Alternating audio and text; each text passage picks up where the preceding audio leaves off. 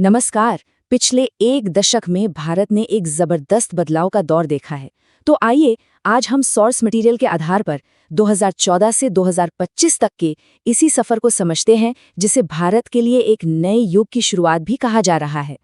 तो देखिए, कहानी की शुरुआत होती है एक बहुत बड़े दावे से। सोर्स मटेरियल कहता है कि भारत सिर्फ एक दशक के अंदर कमजोर 5 देशों की लिस्ट से निकलकर दुनिया की चौथी सबसे बड़ी अर्थव्यवस्था बन गया।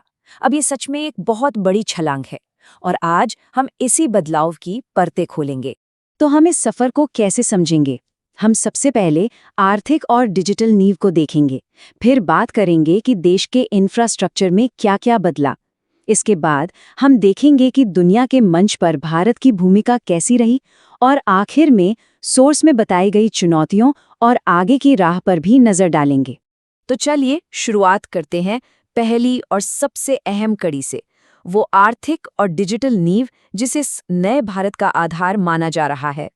इस बदलाव का शायद सबसे बड़ा सबूत है हमारी डिजिटल पेमेंट क्रांति।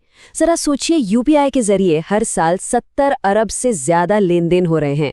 इस एक टेक्नोलॉजी ने न सिर्फ भारत में पैसे के इस्तेमाल का तरीका ही बदल दिया, बल्कि इसने तो पूरी दुनिया को हैरान करके रख दिया है।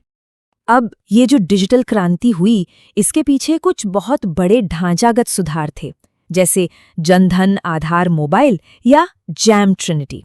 इससे हुआ क्या? सरकारी योजनाओं का पैसा सीधा लोगों के बैंक खातों में जाने लगा।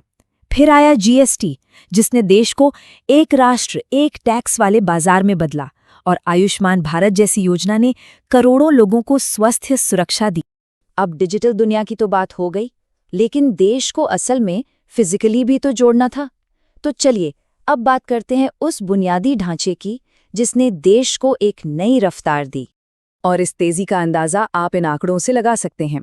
कहाँ 2014 से पहले हर रोज औसतन सिर्फ 12 किलोमीटर हाईवे बनते थे और कहाँ अब ये रफ्तार बढ़कर लगभग 37 किलोमीटर प्रति दिन हो गई। फर्क साफ है। ये इस तरक्की का एक बहुत बड़ा पैमाना है। लेकिन बात सिर्फ हाईवे की नहीं है।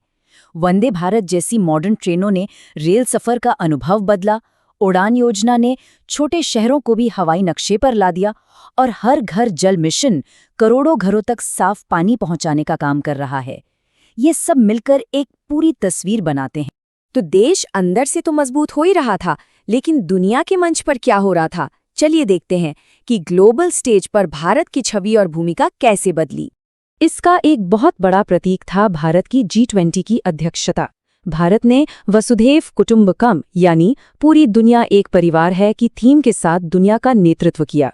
ये भारत के बदलते हुए वैश्विक नजरिए को साफ दिखाता है। डिफेंस सेक्टर में भी एक बहुत बड़ा शिफ्ट देखने को मिला। मेक इन इंडिया पर जोर देने का नतीजा ये हुआ कि भारत, जो पहले सिर्फ हथियार खरीदने के लिए जाना जाता था, अब एक बड़ा निर्यातक भी बन रहा है। और फिर है चंद्रयान 3 की वो ऐतिहासिक कामयाबी। चंद्रमा के दक्षिणी ध्रुव पर उतरने वाला पहला देश बनकर भारत ने साइंस और टेक्नोलॉजी में पूरी दुनिया में अपना लोहा मनवाया। इस दौरान कुछ और भी बड़े फैसले हुए जिनका जिक्र सोर्स मटेरियल में मिलता है, जैसे कि राम मंदिर निर्माण और अनुच्छेद 370 का हटना, जिससे पुराने मुद्दों का समाधान हुआ। तो वहीं महिला आरक्षण बिल और स्टार्टअप इंडिया जैसे कदमों ने सामाजिक और आर्थिक भविष्य के लिए नई राहें खोली। लेकिन कहानी का एक दूसरा पहलू भी है जिसे नजरअंदाज नहीं किया जा सकता। सोर्स में सिर्फ कामयाबियों का ही जिक्र नहीं है, बल्कि उन चुनौतियों को भी माना गया है जो आज भी हमारे सामने खड़ी हैं। तो सवाल यही उठता है कि इन सब के बाद अब यहाँ से आगे का रास्ता क्या है?